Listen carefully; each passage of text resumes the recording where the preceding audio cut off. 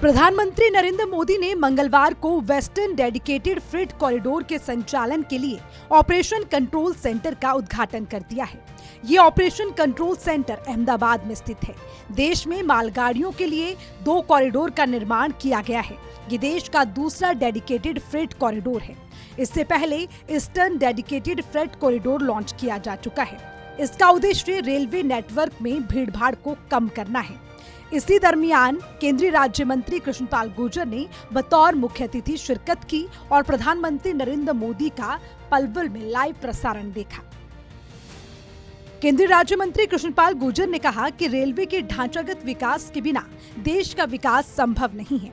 इसीलिए प्रधानमंत्री की ओर से पलवल वासियों के लिए ये किसी सौगात से कम नहीं है। इस पूरे देश का जो विकास है, वो जो ढांचागत विकास के बगैर देश विकसित राष्ट्र नहीं बन सकता।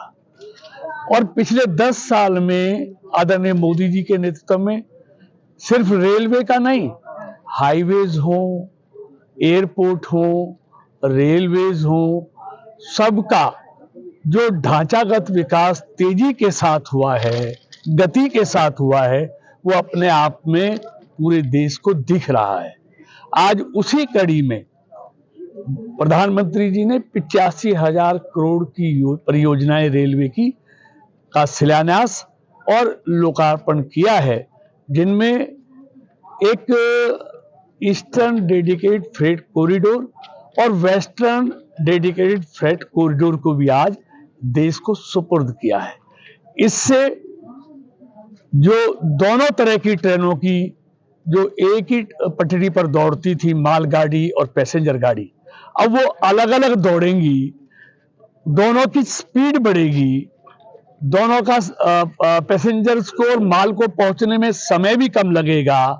तो देश के विकास में ये मील का पत्थर दोनों डेडिकेटेड फ्रेट कॉरिडोर होने वाले हैं।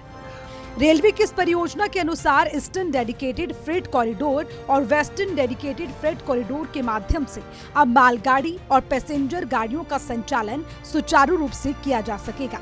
योजना के अनुसार ट्रेनें तेज गति के साथ समय पर अपने गंतव्य पर पहुंचेगी। कुशल पर्यावरण और अनुकूल परिवहन होगा। लॉजिस्टिक की इकाई लागत में कमी आएगी और माल ढुलाई खंड में रेलवे की हिस्सेदारी में वृद्धि होगी।